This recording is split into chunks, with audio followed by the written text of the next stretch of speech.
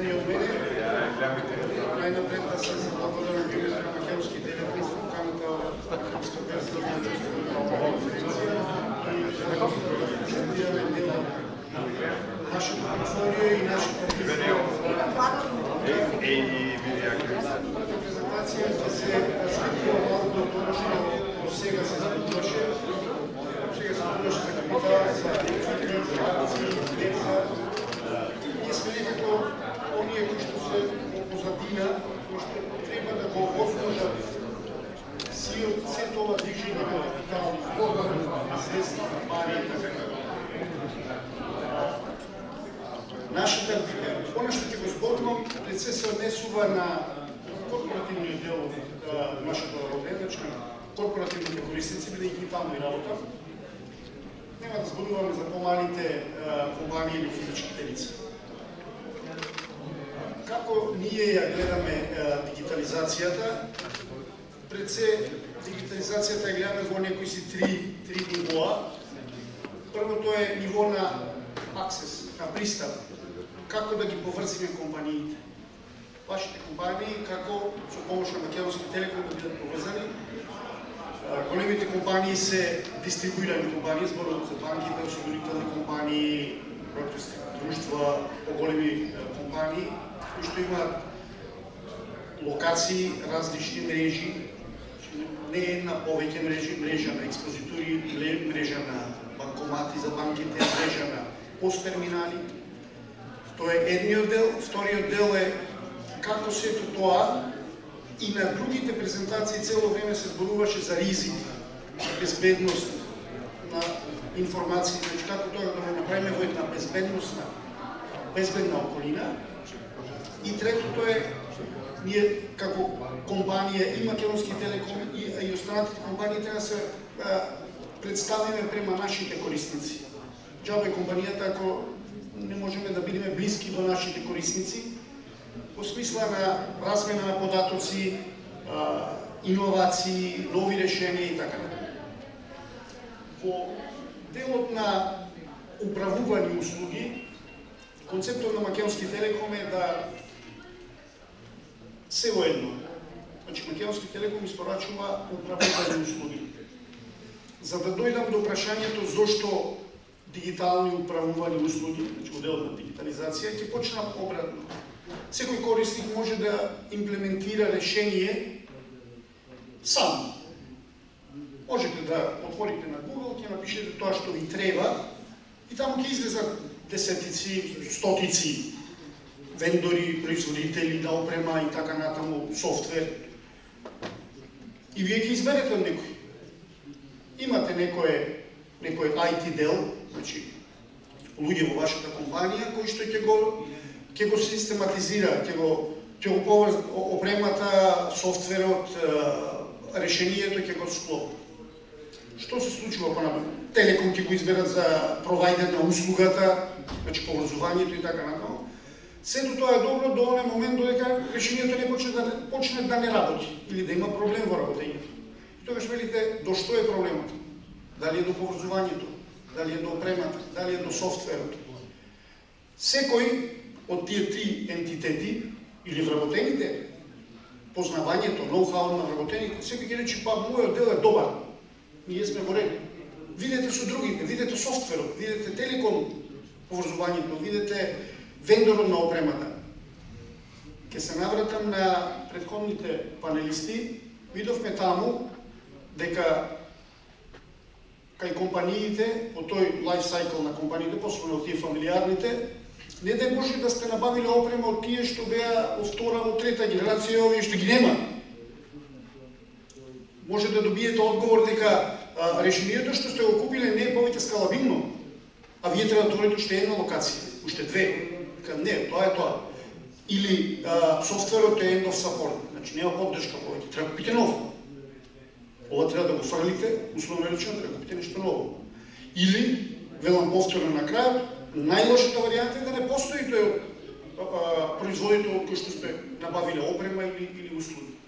Затоа концептот на Македонски телеком е управувани услуги. Зошто управувани услуги? Користите оној колку што во моментот ви треба. Pay as you go. as you grow. Имате 10 локации, 11-та ќе отворите до година. Имате 3 локации, едната ќе отворите во февруар, другата според бизнес план во јуни, третата во ноември. А не дека треба да платите 3 лиценци уште во февруар. Тоа е идејата. Ваквите решенија, управувани решенија, во позадина стои тимот на Македонски Телеком, IT инженери, кои што едноставно се со вас. Значи, она што ви е потребно се комуницира на дневна основа и се задоволуваат вашите потреби. Моделот на пристап, податочно поврзување на локациите, како што реков, имаме неколку опции. Првата опција е користење на оптичката мрежа на Македонски Телеком. Нема да користам некои технички податоци или изрази, само за да сум поблизок во објаснувањето. Значи, оптичката инфраструктура на Македонски Телеком ние ја делиме со нашите корисници во една затворена приватна мрежа, повторно зборувам за безбедност. Значи, за поголемите локации, централните локации, поголемите филиали, помалите филиали или корисници кои што немаат потреба од поголем бендвит, поголем пропусен обсег, значи ги користиме IPsec поврзувањата.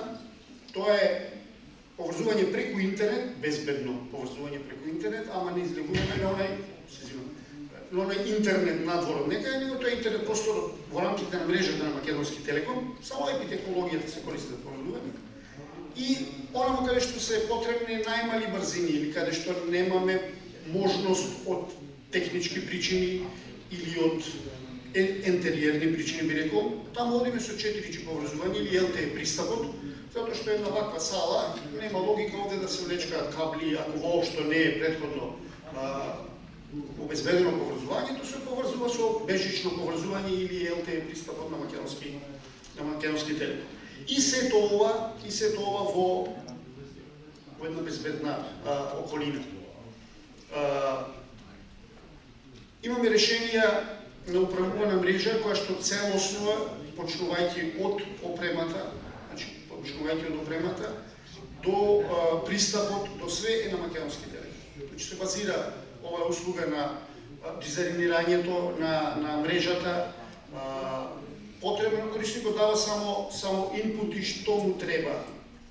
Каков пристап, жичен, безжичен пристап, колку юзери, колку корисници се потребни во мрежата, конфигурирањето, сакам да има овие корисници да имаат пристап само на интернет, овие корисници да имаат пристап до файл серверите, овој корисник да има пристап до датабазата и така натаму.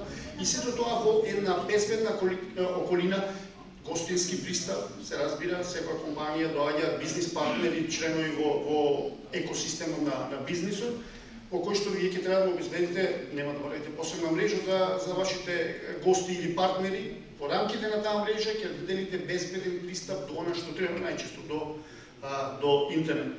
Платформата е Cisco Meraki, кога го правиме кај повеќе корисници, така да она што ние го викаме, пак сега ќе морам да искористам термин, Zero Touch Implementation, значи корисникот нема потреба, само кажува што му треба, нашите инженери го прават тоа и нормално во текот на животниот век на опремата модифицира самиот корисник или IT делот кај корисникот, го мониторира тоа и ги гледа сервисните параметри, дали она што сме го ветиле е исполнето.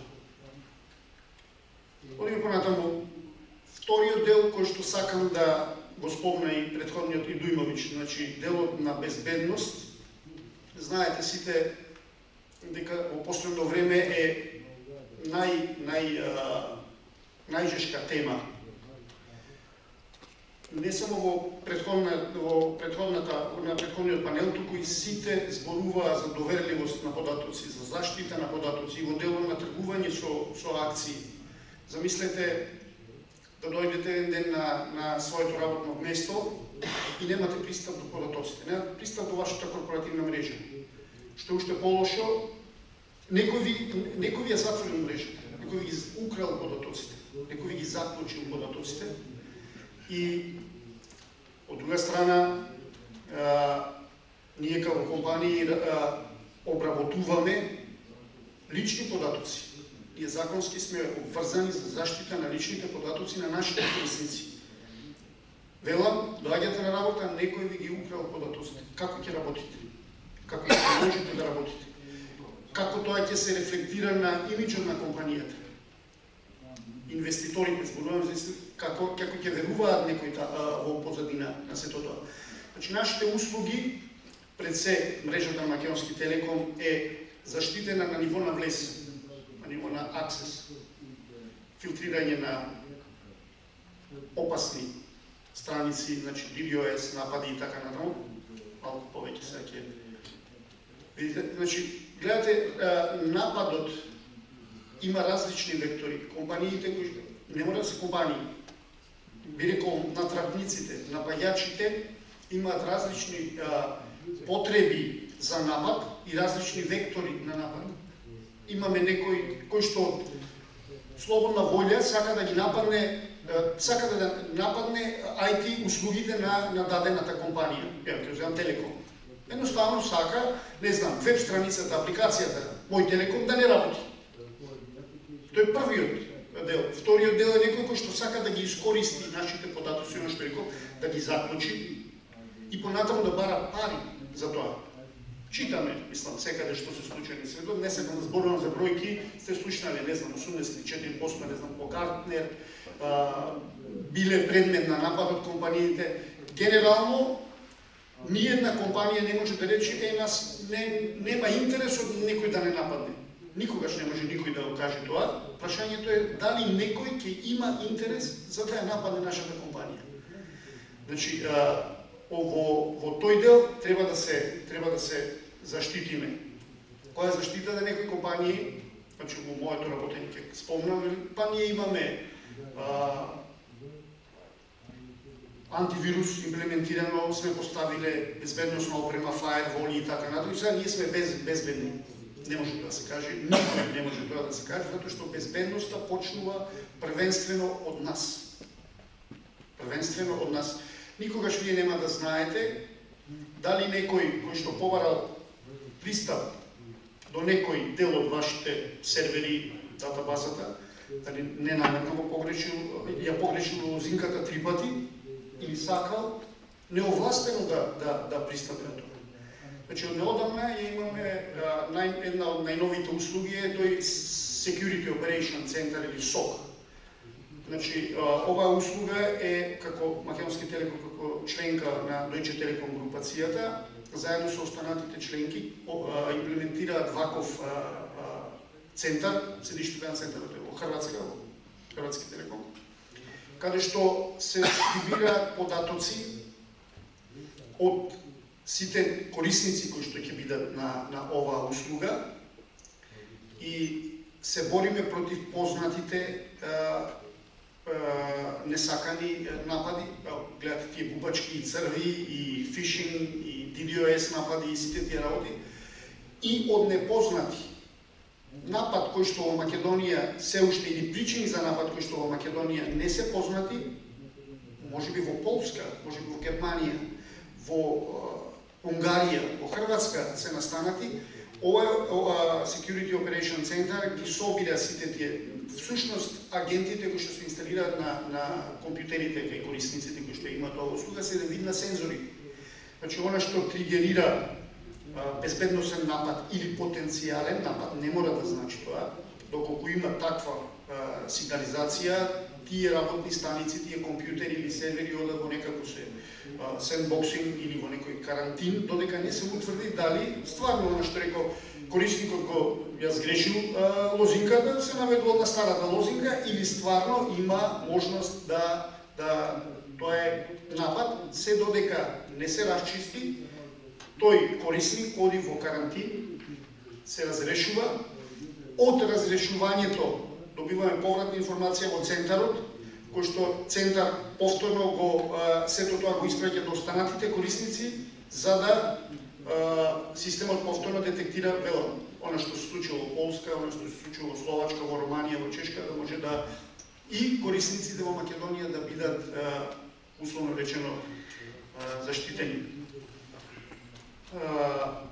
Значи, ова е доста важна тема, доста актуелна тема и во иднина веројатно ќе биде уште поактуелна со како да кажам, со случувањата во светот. Не спомнав, имате преди дека покрај некој од она што велиме ќеф сака да ви наруши вашите услуги, вашата мрежа или некој кој за пари сака тоа да направи. Имате помеѓу државите, значи една држава сака да не успеат изборите во друга, не знам да не успее пописот, да падне берзата, не дај Боже и така натаму, значи и по-глобално треба да се гледаме. На крај, еден дел за кој што сакам да зборувам е комуникацијската платформа како сервис. Значи тоа е клауд решение на кое што за да дојдете поблиску до вашите корисници, маркетиншки цели, разни информации до дедицирани групи. Значи, оваа платформа ќе се користи да допрете уште поблиску до вашите корисници, не по еден канал. Имаме ние порано, и сега го имаме, имаме услугата Балк SMS, тоа беше известување со SMS порака, тие што имаат деца, значи, знаат дневник и така натаму, добиваат информација колку часа и сето тоа е на SMS. Дали е тоа најдобриот начин? Ние бараме и повеќе канали да се стигне до корисникот, или мултиченал или омниченал. Значи, тука се социјалните мрежи, тука е Viber, значи, она што сакате да го испратите према таргетирана група, нормално, затоа ќе имате дозвола од тој што треба да ја, за да не изгледа дека некого го спамирате. Значи, до тие ќе се испраќате редовно таква информација, користејќи повеќе канали на корисник, како што реков, SMS, Viber, mail, во иднина WhatsApp и така натаму, значи сите социјални мрежи што може, за да стигнете што е поблиску до вашите корисници, да пораката која што сакате да испратите, дали е тоа маркетиншка, дали е некој кој што не платил, па ќе треба подсетите, така сите тие работи, да може да дојдете поблиску до корисникот. Пристапот, значи, на Македонски Телеком во изготвување на сите решенија према корисниците сакаме да биде индивидуален.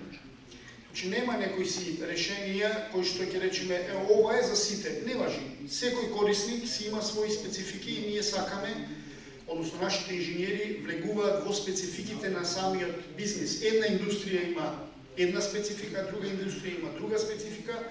Нашите луѓе го работат тоа точно за таа индустрија, односно точно за тој корисник. Целта е фокусот на корисниците да остане на нивниот бизнес. Значи, корисникот да го работи онај дел за кој што му е основната дејност, а останатиот дел, како што кажав, комуникацијска поврзаност, безбедност, платформи за пристап према корисниците, да го има Македонски Телеком и да може да се извлече она што се нарекува best practice, значи најдобро искуство од сите корисници, да може да го имплементираме точно кај секој корисник. Повторувам дека нашите корисници ги гледаме како партнери во ова дигитализација, значи, и очекуваме размена на информации, фидбек и така натаму од сите наши корисници. Ова се накратко работите на кои што Македонски Телеком работи во постава, има и други проекти, други решенија. Ова се неколку работи за кои што сакав да зборувам ова прилика. Доколку некој има прашање, слободно може да се обратите. Благодарам за